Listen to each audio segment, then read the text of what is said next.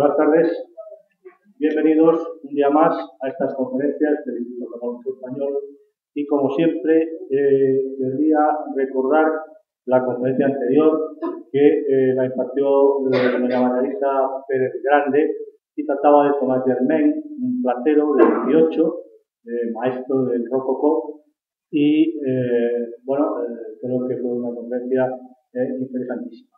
La de hoy cambia un poco el tono y nos vamos a joyas surrealistas, que no hay duda que es un tema también muy interesante, sobre todo que teniendo como ejemplo a Dalí, que es más conocido por sus obras pictóricas que por su diseño de joyería, pues va a resultar una conferencia francamente interesante. Y nos la va a impartir doña Inmaculada Aroca Bernabeu, que yo creo que es conocida de todos ustedes porque ya hemos tenido el placer en otras ocasiones de oírla en este foro. Es licenciada por la Facultad de Filosofía e Historia de Valencia en la especialidad de arte, ha hecho cursos de doctorado en el Departamento Contemporáneo de la Facultad de Filosofía e Historia, actualmente está realizando su tesis doctoral, es investigadora del arte de la joyería y además es asesora en su ocupación actual de programa didáctico de la Fundación Juan March. Tiene un currículum bastante extenso, pero yo creo que es más interesante en este momento el acudir a oír su conferencia porque merece la pena como verán ustedes. Muchas gracias. Cuando quieras, Inmaculada. Hola. Ahora sí, ¿no? Bueno, en primer lugar, buenas tardes a todos y gracias por estar aquí. Y bueno, ya que vemos que el tiempo apremia, vamos a pasar directamente a comentar la charla de esta tarde. El tema que nos ocupa hoy es, a ver si aparece en pantalla, el título de la conferencia. Ahora sí. ¿Me escuchan bien, verdad? Decía que el título de la conferencia de esta tarde es Dalí, diseñador de joyas, creador de sueños. Y la colección de joyas que Dalí realiza, todas sus piezas, hoy en día se pueden contemplar en el Teatro Museu de Dalí, que se encuentra en Figueres. Y la exposición de joyas se encuentra en un edificio anexo al edificio principal, un anexo para el cual Óscar Tusquets remodeló el edificio y estamos viendo la propuesta del espacio interior que diseña el arquitecto para albergar esta colección de joyas. La colección como tal está formada por 41 piezas en total, todas ellas realizadas en oro y piedras preciosas, y también forma parte de esa colección un total de 27 dibujos de los estudios previos, los bocetos que Dalí realiza para el paso previo antes de realizar la pieza, la joya. Todas las joyas que Dalí va a crear y diseñar se centran en un periodo muy concreto de su vida, concretamente desde el año 1941 hasta el año 1970, y a través de esta imagen podemos ver cómo eran el primer paso, cómo eran los bocetos que Dalí creó para iniciar esta creación de joyas. Vemos que son unos diseños en papel y en watch, también utilizaba acuarela, lápiz de color, y nos llama especialmente el gran detallismo, la gran precisión de las formas y los materiales que va a utilizar y que aparece ya perfectamente reflejado en estos bocetos.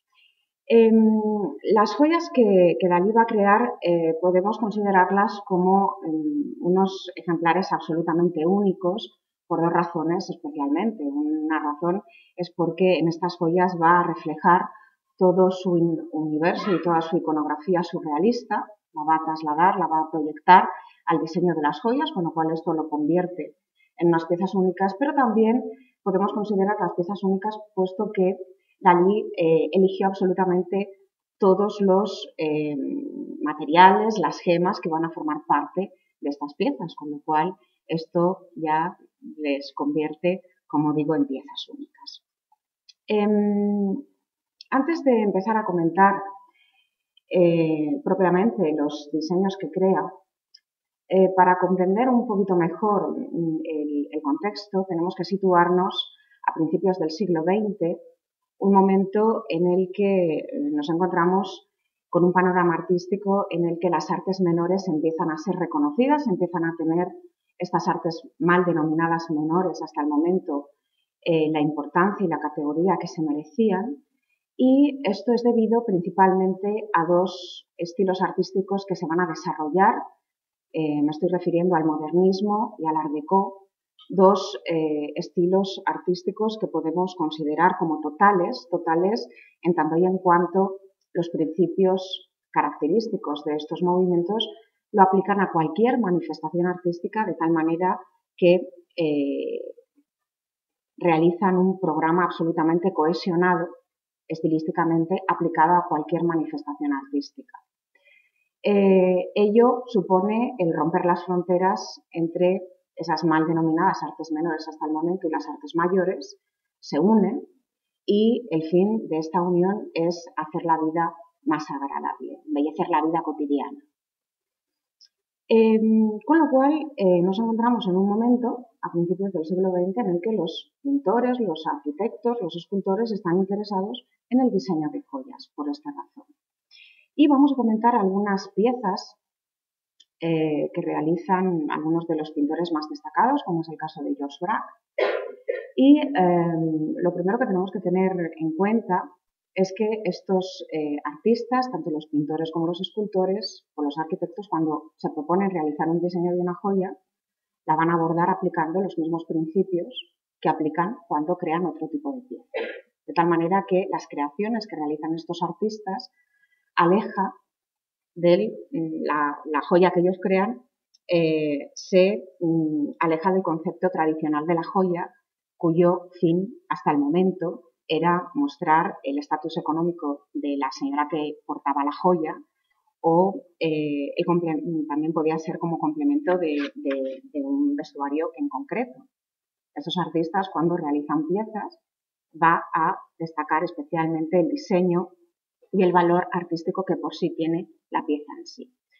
Cuando un pintor, como es el caso de George Braque, que estamos viendo algunos ejemplos en esta imagen, realiza un diseño de joyas, la va a entender como si estuviera trabajando una pintura. La entiende en términos de conjunción de líneas, de colores, de planos y va a trabajar los materiales y las gemas para conseguir el color. Y también podemos observar que concibe la joya como una superposición de planos, algo que es muy característico en su obra pictórica, puesto que Braque fue uno de los fundadores del cubismo. Cuando un escultor se plantea, como es el caso de Calder, famosísimo escultor de principios del XX, el diseño de una joya, como estamos viendo en este caso, en esta imagen, lo va a entender como si fuera una escultura en miniatura y le va a interesar los mismos principios que le interesan cuando realiza la escultura. Es decir, le interesa, trabaja la joya a partir del relieve, los volúmenes, las calidades que le ofrece el material. De hecho, el material casi es lo que menos tiene importancia para este escultor, puesto que las piezas que estamos viendo están realizadas con latón martilleado, un metal absolutamente económico, barato, pero el resultado vemos que es francamente espectacular. Muchos van a ser los artistas también que van a abordar el tema de la joya, el diseño de la joya, como es el caso de Picasso, como es el caso de Cocteau, o de Maxers y Yves Saint Louis, artistas vinculados con el surrealismo. Pero estas creaciones, esto que estamos conociendo, que ocurre en este ámbito artístico de principios del siglo XX, no es algo nuevo. Los artistas estaban recuperando una tradición que viene desde el Renacimiento, cuando artistas como Benvenuto Cellini o como el caso de Durero o Hans Holbein, aparte de realizar su obra, también se atrevieron a diseñar piezas de orfebrería y joyería, con lo cual estos artistas del principios del siglo XX no estaban haciendo nada nuevo, estaban recuperando únicamente una tradición artística. Dalí se va a plantear el diseñar joyas, recuperando esta tradición que viene desde el Renacimiento, pero especialmente se va a fijar en la figura de Céline. Este escultor va a conocer perfectamente su obra como escultor, como orfebre, pero le va a interesar especialmente también la vida de este artista y tiene ocasión de conocerla cuando le encargan el que ilustre la vida de Benvenuto Cellini para una edición norteamericana del año 46. Con lo cual vamos a conocer cómo Dalí aplica los principios del surrealismo a cualquier lenguaje de la cultura moderna. Esos principios del surrealismo los aplica a la pintura, pero también los va a aplicar a los grabados, a las ilustraciones, al cine. Es decir, lo que va a hacer va a ser popularizar ese surrealismo y va a poner en activo, en marcha, ese concepto que él tenía del arte como algo total, que podía acceder y podía aparecer reflejada en cualquier soporte y a través de cualquier técnica. Concretamente, bueno, estamos viendo algunas de las piezas que diseña y que crea. Son piezas que algunas de ellas las vamos a comentar ahora después más detenidamente, pero como antes comentaba, las creaciones de joyas de Dalí surgen en un momento muy concreto a partir de su etapa americana. Esto ocurre en el año 1940, cuando, debido al estallido de la Segunda Guerra Mundial en Europa, decide fijar su residencia en Estados Unidos. Y cuando llega a Estados Unidos, el objetivo principal que Dalí se plantea es el de popularizar el surrealismo, hacerlo accesible. De hecho, tal fue la popularización que hizo de este movimiento estético que casi lo convirtió en un negocio. Y de hecho, esta es la crítica que André Breton, el teórico del surrealismo, le hace a Dalí. Como contestación a esta crítica que recibe Dalí en estos momentos, bueno, Breton lo que hace, para más ironía, es crear un famoso sobrenombre a partir de las letras que formaban el nombre y el apellido de Salvador Dalí, las cambia, las altera de orden y crea el término de ávido de dólares, para referirse de forma irónica a Dalí. Esto llega a oídos de Dalí y comenta, afirma y contesta a Breton y le dice que mis mejores días son aquellos en que desde que despierto y antes de desayunar he ganado $10.000. Son días que terminan con un cheque de $50.000 que ingreso en caja sin pestañear. Se sabe que soy un hombre de oro. Y aparte de esta contestación, le contesta también a Breton de forma totalmente gráfica, haciéndose estas fotografías donde aparecen los dólares mostrados en su famoso bigote. Unas fotografías que aparecieron en la revista Life del momento. Con lo cual, era tremendamente irónico Dalí en este sentido. Pero por retomar un poco la idea principal, él cuando llega a Estados Unidos va a fijar su residencia en la mansión de la multibillonaria y su mecenas Caris Crosby, una mansión que tenía en Hampton Manor, en Virginia, y estamos viendo una escena donde aparece su mecenas y ellos en uno de los salones de la mansión. Pero cuando llega Dalí a Estados Unidos va a ejercer una verdadera labor de relaciones públicas. Tenía que ampliar contactos, tenía que darse a conocer y es cuando, fruto de esta necesidad que él tenía de contactar con gente importante para recibir encargos y para poder vivir, conoce a algunas de las personalidades más famosas de la High Society neoyorquina, como fue el caso de Elena Rubinstein, que le hace este retrato que estamos viendo.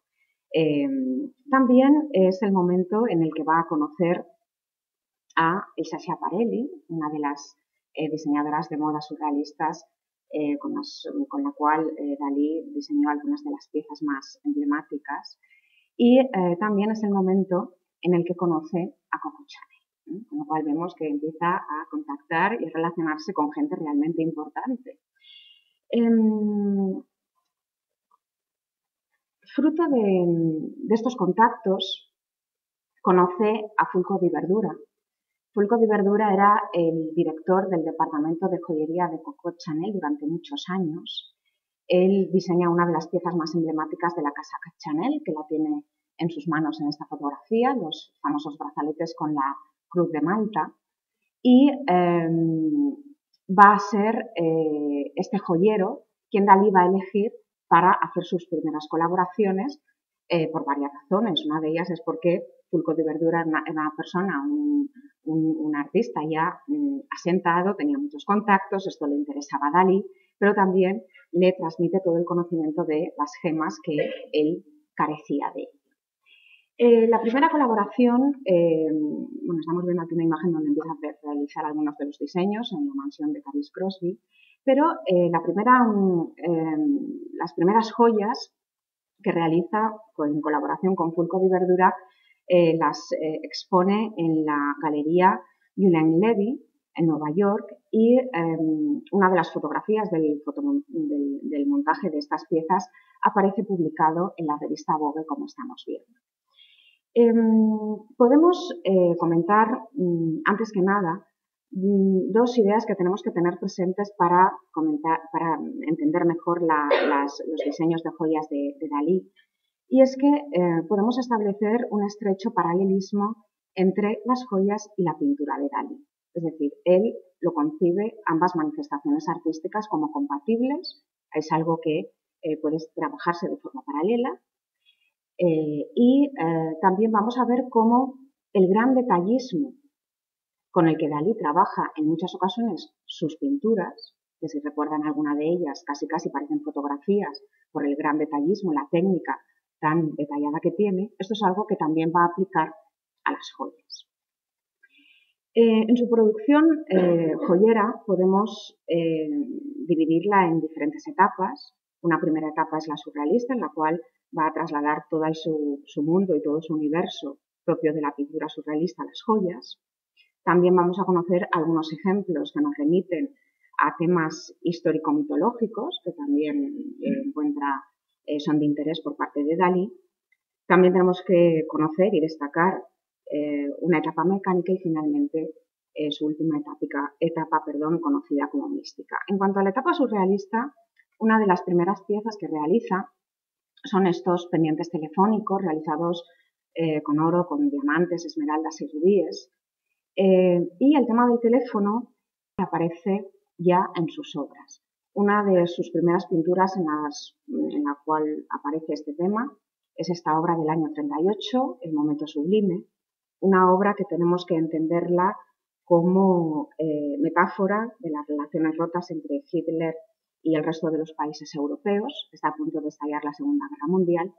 Y el tema del teléfono también aparece en otra de sus obras, que creo que es más conocida por todos, que es esta que estamos viendo, titulada El enigma de Hitler, donde aparece efectivamente un teléfono con el cable roto, ¿no?, colgado de esta rama de olivo, y aparece en un primer plano un plato donde podemos distinguir el retrato de Hitler con unas judías blancas, y vemos que en la parte de la derecha de esta rama de olivo aparece colgado un paraguas que representa al político inglés Chamberlain, con el que tuvo bastantes conversaciones con Hitler, y fruto de ese mal entendimiento y de no llegar a un punto de acuerdo, por ello tuvo lugar el estallido de la Segunda Guerra Mundial. Con lo cual es una obra que nos está hablando de esa premonición de la guerra y del panorama desolador y la hambruna que se iba a vivir en estos momentos en Europa.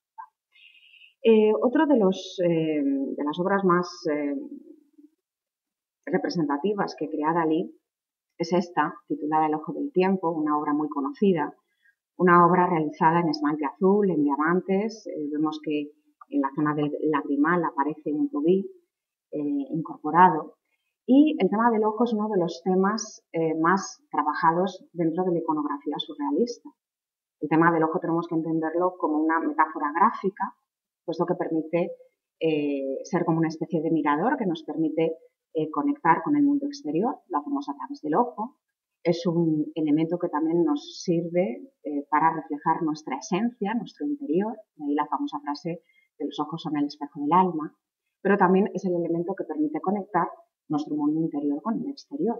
Cuando queremos aislarnos de lo que nos rodea, lo primero que hacemos es cerrar los ojos. Pues bien, este órgano de percepción va a ser uno de los temas más trabajados dentro de la iconografía surrealista por dos razones. Una de ellas es porque les permitía acceder al subconsciente a través del ojo, que era lo que les interesaba a los surrealistas, dejar reflejado en sus obras, pero también lo van a trabajar porque el ojo, a través del ojo, según los surrealistas, les permitía ver una realidad que se escondía bajo la aparente realidad, una realidad invisible. Como comentaba, va a ser trabajado en muchas de las obras de los surrealistas. Una obra emblemática, icónica de los surrealistas es esta escena del perro andaluz. También ojo es el que aparece en los decorados que realiza Dalí para la famosa película dirigida por Alfred Hitchcock titulada Recuerda, pero también van a ser muchas las fotografías en las cuales aparece Dalí o bien luciendo la creación que antes comentábamos o bien destacando especialmente este órgano de percepción tan importante para los surrealistas.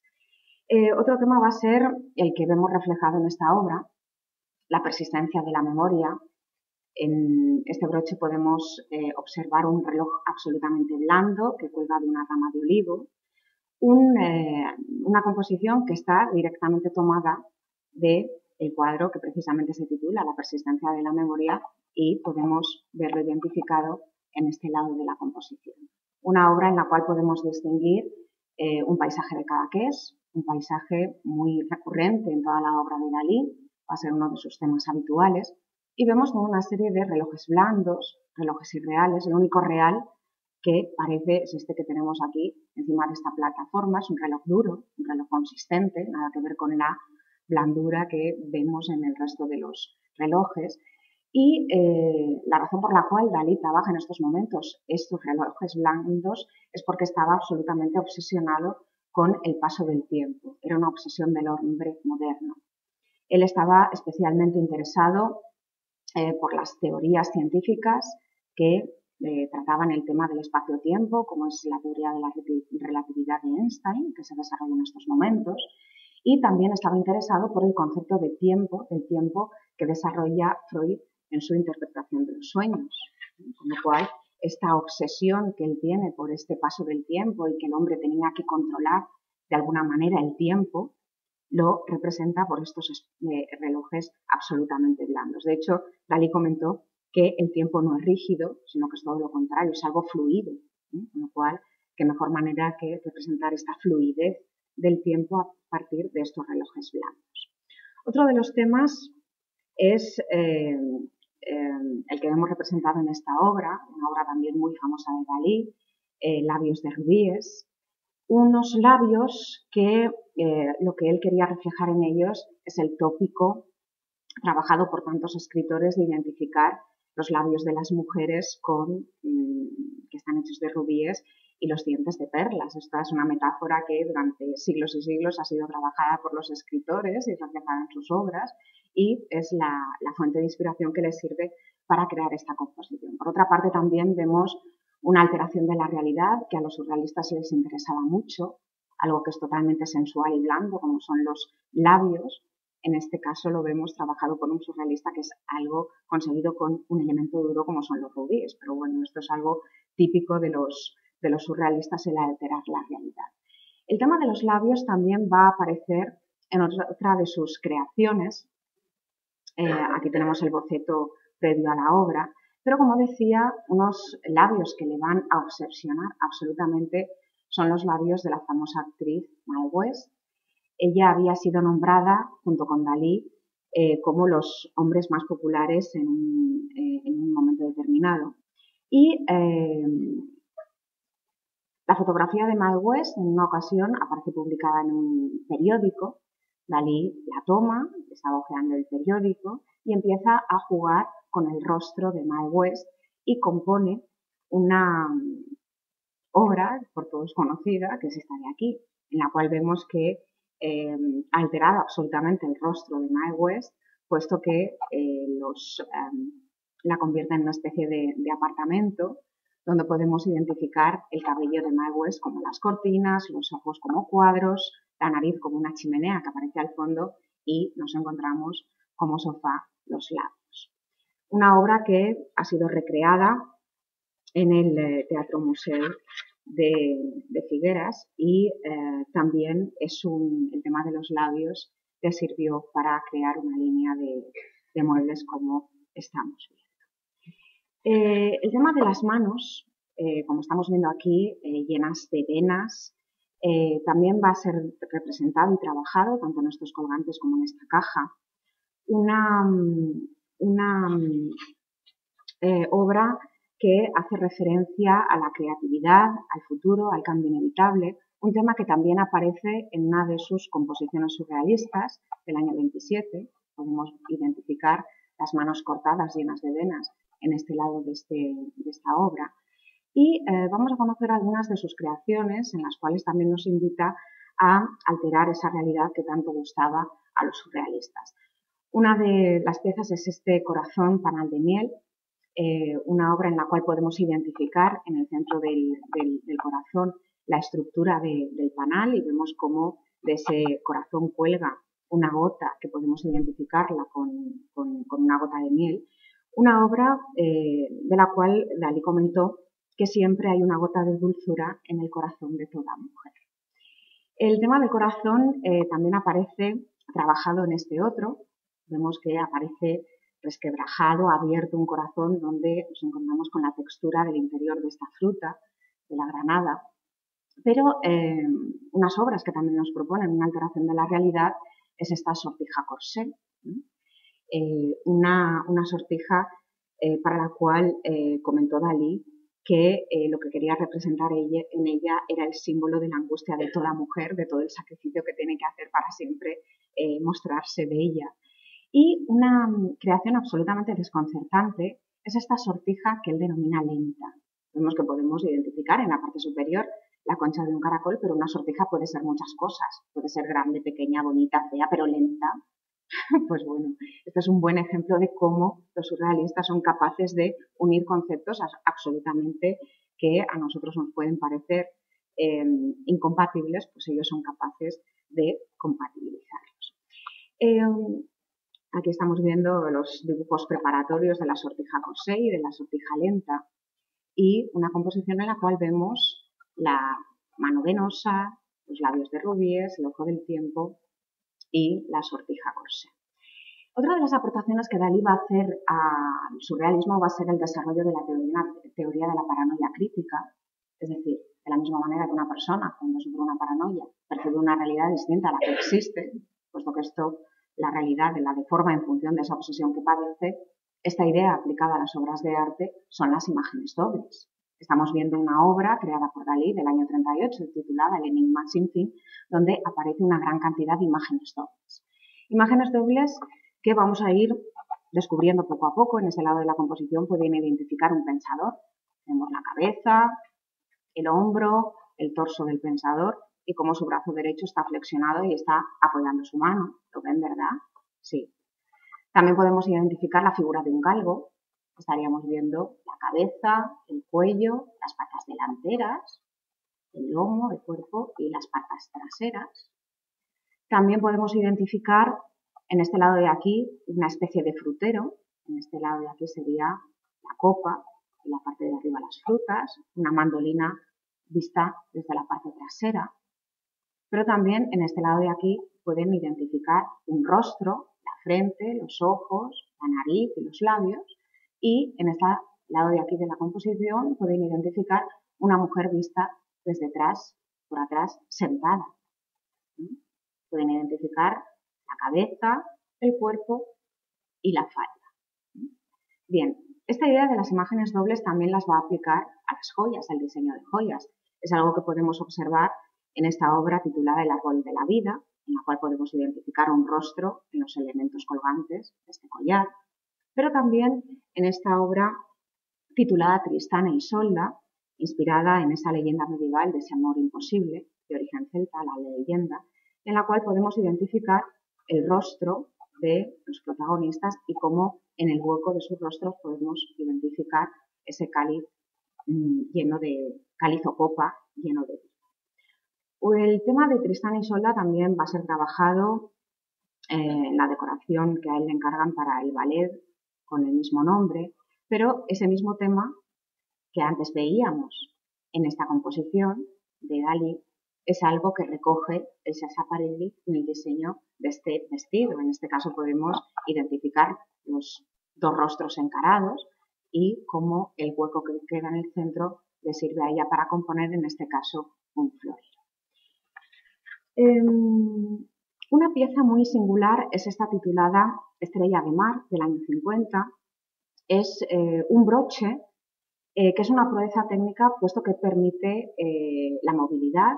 Los brazos de esta estrella de mar se pueden mover, se pueden adaptar, con lo cual da la sensación de que esta estrella de mar es un ser vivo, está viva, está en activo. Y la forma en la que la concibió Dalí para ser lucida, como nos muestra el boceto, es agarrada a la mano, en la cual los tentáculos de esta estrella de mar se enroscan en los dedos y de esta forma puede ser lucida. Pero desde el momento en el que la pieza, por esa flexibilidad que tiene, que nos da la sensación de ser un elemento vivo, y es lucida encima de la mano, podemos identificarla con una mano también, ¿no? Una mano encima de la otra. Y un juego muy sensual y erótico que establece, en este caso la dueña, que la vemos en la parte derecha de la composición, luciendo la pieza, ella no la luce en la mano, sino que la luce en el pecho, con lo cual da la sensación de que es una mano la que está agarrándole su pecho derecho. Obras que están vinculadas con una temática histórico-mitológica es esta de Ofelia. Ofelia, como saben, es ese personaje ficticio de la obra de Hamlet, de Shakespeare. Ella también se había enamorado de Hamlet, era una historia de amor imposible, y decidió subirse a un árbol que de alguna manera vemos representado en este lado de aquí, a través de estas ramas y de estas hojas conseguidas a partir de incorporar diferentes olivinos, una rama de la cual cayó Ofelia y cayó a un río, se ahogó. Y otro de los temas interesantes que Dalí trabaja es el mito de Dafne y Apolo en este broche. Dafne era una ninfa que, bueno, ella huía de Apolo, Apolo estaba absolutamente enamorado de ella, y en el momento justo, como estamos viendo, que es el que elige Dalí para crear su obra, en el que Apolo va a tomarla, ella invoca en esos momentos a los dioses para que la salven de esa situación, y a los dioses se le ocurre convertirla en un laurel. Y justo es el momento en el que su cuerpo se está transformando, se está metamorfoseando en ese laurel, puesto que vemos que los pies se han convertido ya en raíces y los brazos en ramas. El tema de Dafne también va a ser trabajado en esta composición, una composición absolutamente bella. Se ve mejor en el dibujo preparatorio, hecho a partir de un gran topacio color chartreuse, y vemos que por la parte de atrás del topacio Dalí pinta al óleo el rostro de Dafne, y en el resto de la composición vemos toda una serie de elementos que los identificamos con las ramas del laurel, en la cual se convierte Dafne, y todos esos cabellos. Una obra en la cual podemos observar lo que antes les comentaba, cómo hay composiciones, o mejor dicho, cómo hay creaciones joyeras en las cuales se identifica y se aparecen totalmente unidas el diseño de joya junto con la pintura. El topacio está incorporado, como vemos, en un corte de madera, que también hace alusión a esa transformación que sufre Dafne. Otra pieza muy curiosa es este collar, en la cual destaca en el centro una amatista realmente impresionante, llamativa, pero la obra que estamos viendo, más que una joya, podemos considerarla como un objeto surrealista, titulada Delfines y Sirenas. En el dibujo se puede ver perfectamente identificar la figura de las dos sirenas realizadas en coral, cómo están adornadas por una especie de corona, de collar y de cinturón, y vemos cómo en la parte superior y ese fondo que utiliza Dalí de cristal de roca, en la parte superior, como digo, podemos distinguir una concha realizada en oro llena de aguamarinas que nos recrean la sensación de que esta concha está llena de agua, y en la parte superior de estos delfines aparecen esas aguamarinas que nos dan la sensación de ser una fuente cuyos chorros están cayendo por delante de las figuras de coral. En cuanto a la etapa mecánica, se inaugura con esta pieza titulada El corazón real, una composición del año 53. Dalí, en el año 38, profetizó el futuro de las joyas, y él concebía que el futuro de las joyas iban a ser unas piezas móviles, unas piezas que se iban a articular, que se iban a mover. Esto lo pone en práctica, lo consigue ser una realidad con esta obra, una obra en la cual podemos identificar un corazón hecho a partir de trabajar el oro de forma picada, y en el centro podemos distinguir este corazón realizado con rubíes. En la parte superior podemos distinguir una corona, y a partir de un mecanismo que aparece escondido en la parte interna del corazón, permite que el corazón de rubíes se mueva, con lo cual da la sensación de que este corazón está latiendo. Es una creación que hizo con motivo de la coronación de la reina Isabel II, coincide en esta fecha, y otra pieza móvil es esta flor viviente, una creación hecha a partir de incorporar estas flores en esta malaquita en bruto, y en el interior de la malaquita también hay un mecanismo que permite que estas flores se abran y se cierren, de la misma manera que esta flor psicodélica, trabajada a partir de esta celosía en la cual ha ido incorporando gemas preciosas, también se mueve a partir de un movimiento de rotación, también con un mecanismo que aparece en su interior, como también esta pieza titulada El ángel caído. Una pieza en la cual podemos distinguir la cabeza del ángel, que vemos que está rematado por esta corona de rubíes, de la cual también a ambos lados destacamos estas alas, unas alas que por un mecanismo interno también permiten moverse. Esta pieza puede ser lucida o bien, como vemos, como colgante, se le puede incorporar una cadena de oro, como estamos viendo en este caso, pero es una obra que Dalí creó haciendo referencia a que, según él, en el momento en el que caía un ángel, cuando caía un ángel, nació una estrella de zafiro que estamos viendo en este lado de aquí de la composición.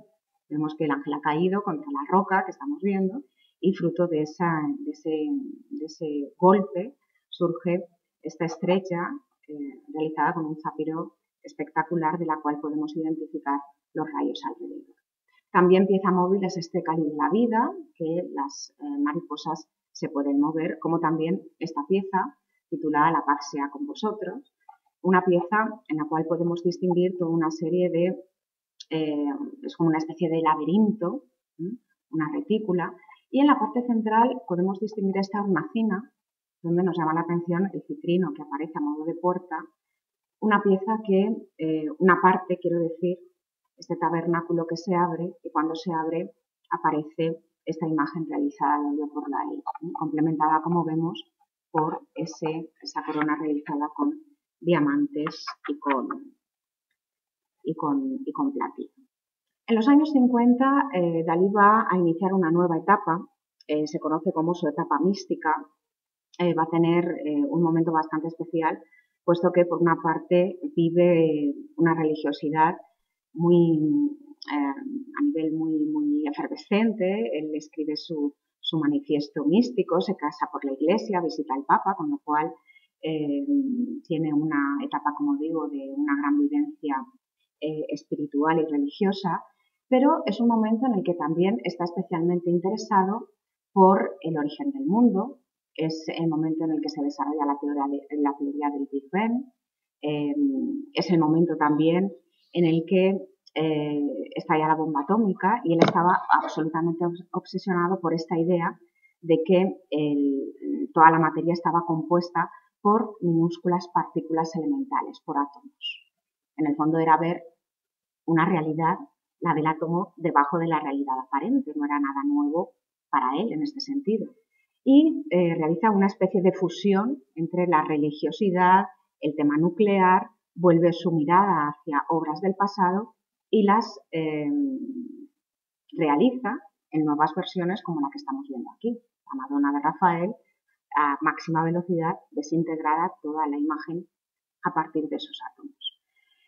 Fruto de ese interés por la teoría del Big Bang, realiza esta explosión, en la cual supuestamente recrea ese origen del mundo, a partir de una fluorita, de incorporar en esa explosión representada a través de rayos de platino y de diamantes en cada uno de sus extremos, incorpora piezas de lapislázuli y de rubíes, pero también es el momento en el que realiza, fruto de esa etapa mística, composiciones como la que estamos viendo, la Madonna del agua marina. Es el momento también en el que pictóricamente realiza toda su famosa serie de las Madonas y realiza una serie de cruces también fruto de esa etapa tremendamente espiritual como estas que estamos viendo. Realmente son todas ellas maravillosas, excepcionales, cada una de las gemas en una simbología determinada que por cuestión de tiempo no me quiero extender. Pero de todas, esta es muy llamativa, está compuesta con unos cubos de oro que recuerdan también mucho a los cubos que aparecen en esta obra, pero de todas ellas la más compleja y la más excepcional es esta titulada La Cruz del Ángel. Es una especie de escultura en la cual podemos ver en la base de abajo una base compuesta a partir de incorporar coral, lapislázuli, pero podemos distinguir como una especie de espinas, como una especie, ¿lo ven, verdad? En la parte de abajo, que están puestas de pie, unas espinas que Dalí las interpretó como la simbología de las 12 espinas. El 12 para él tenía una simbología especial. 12 eran los apóstoles, los meses del año, los signos del zodíaco, las 12 tribus de los hijos de Israel, que también hizo una serie dedicada a este tema. Y estas espinas también por un mecanismo se movían, de tal manera que el ritmo de estas espinas representaba para él el mundo animal. El mundo mineral estaba representado por el globo de lapislázuli que aparece a continuación. El mundo de las plantas aparecería representado por el coral que utiliza, el ser humano a través de la figura de Cristo y el mundo espiritual a través de la simbología de la cruz. Una pieza también muy curiosa, estamos viendo los bocetos para algunas de estas cruces, es este elefante espacial, en la cual nos llama la atención también esa alteración de la realidad. El elefante es uno de los animales más pesados por sus patas y en cambio vemos que lo altera con unas estilizadas patas y nos llama especialmente la atención, por una parte, el obelisco, tremendo obelisco de agua marina que incorpora en la parte superior, en la cual podemos distinguir en el interior de este obelisco una forma blanda, es un reloj también blando, y vemos cómo está apoyado este elefante en una base de esmeralda en bruto. Una figura que también la toma de uno de sus cuadros, concretamente este, de las Tentaciones de San Antonio, una composición realizada en el año 46, donde podemos identificar de todos los elefantes que portan las diferentes tentaciones que tentaban una y otra vez a San Antonio. Vemos cómo podemos establecer un estrecho paralelismo entre este que estamos viendo aquí, con este importante obelisco, y la pieza que acabamos de comentar. También fruto de esa etapa mística realiza esta medalla de la paz, en la cual podemos identificar cómo cada una de las partes de la cruz están compuestas por las manos unidas, que representan un momento de oración. También, pieza curiosa, el mundo ensangrentado, un mundo absolutamente roto, desquebrajado, y cómo surge de ese mundo esas gotas que podemos identificarlas como llanto o como lágrimas de rubíes, y cómo está atravesado por esa flecha, símbolo de la esperanza. Una pieza también muy excepcional es esta titulada Las uvas de la inmortalidad, en la cual llama la atención especialmente el cuarzo ahumado que aparece en el centro de la composición, en la cual en la parte trasera también Dalí ha incorporado una pintura. Podemos identificar un ángel y cómo todo este topacio es envuelto por esta planta, por esta vid, en la cual en la parte derecha tenemos un detalle en la cual podemos ver con más detalle cada uno de los granos representados con esas amatistas, esas calaveras o incluso esas hojas con esas formas propias de arte. Finalmente, para acabar, esta pieza muy llamativa, titulada La fuente de Heráclito, una pieza creada en el año 60, una pieza que se complementa con un anillo y es una pieza bastante curiosa puesto que une una vez más dos planos o dos elementos. Por una parte, el plano arquitectónico, representado a través de esta especie de muro realizado con oro, en el cual podemos identificar los diferentes ladrillos, y cómo adherido, pegado a ese muro, surgen unas fuentes con forma de león, 3 cabezas de león, de las cuales brotan ese agua en cada una de ellas que va a parar a este río, en este caso concebido con olivinos. Es una combinación de dos planos muy interesante, el arquitectónico junto con el orgánico. Y finalmente, para acabar esta presentación y esta conferencia, pues he querido incorporar esta fotografía del año 63, en la cual aparece Dalí en una de sus imágenes más famosas, luciendo esta creación. Y para acabar esta conferencia, comentar cómo hemos tenido ocasión de conocer que no podríamos entender las joyas de Dalí sin pasearnos antes por su creación pictórica.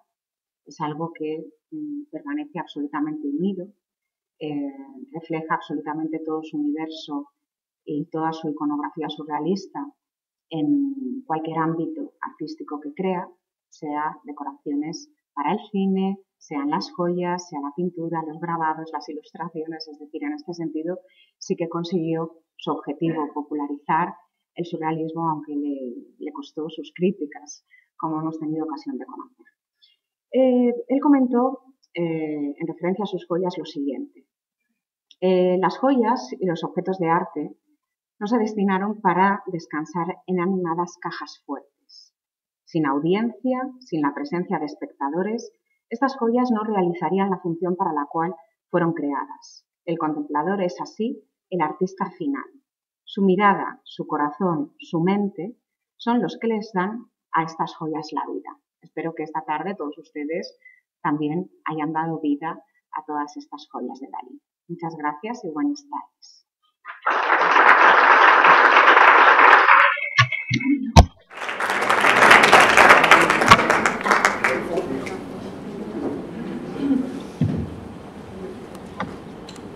Muchas gracias, doña Nicolás. Ha sido una magnífica conferencia, como no podía menos. Y efectivamente, pues ha sido intensa y al mismo tiempo un repaso de las joyas más importantes de Dalí. Ahora tenemos unos minutos para preguntas. Si alguien quiere hacer alguna pregunta al respecto, pues es el momento. Además, yo creo que una de las manifestaciones, ninguna de lo que has hablado de la popularización del surrealismo, es el famoso Cristo de Dalí, que luego se venció limitaciones por la casa que lo destruyó. ¿Eso es una joya de Dalí o es una creación a partir de un cuadro? Una creación a partir de un cuadro. Eso lo diseñó otra persona que no es Dalí, ¿no? Las joyas creadas por Dalí son las que hemos conocido en su gran mayoría. De todas formas, la Fundación Gala Dalí tiene publicado un catálogo de las joyas de Dalí y en un momento aparece el famoso Cristo de Dalí. Pero bueno, a quien se le ocurrió hizo buen negocio, porque se puso de moda durante una temporada y todas las señoras se lo compraron. ¿Todas las joyas están en el museo? Sí. No hay ningún particular que tenga alguno. No, sí que es verdad que pasaron por diferentes manos, por diferentes fundaciones, pero en la década de los 60 la fundación decidió comprarlas y es donde están. Y el valor que tienen es que es toda la colección. ¿Dónde se hacían? Se hacían en Nueva York.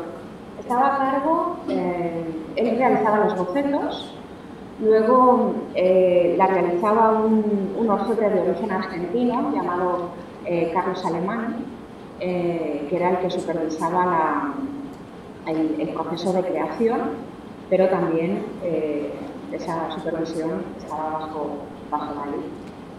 Él evidentemente no controlaba ya el tema técnico, lo diseñaba, pero luego era un orfebre de origen argentino, de Carlos Alemán, que era quien las materializaba.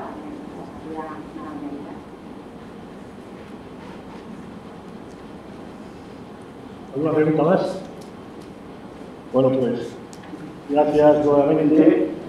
Ahora creo que contemos un poco de nuestras ocasiones, porque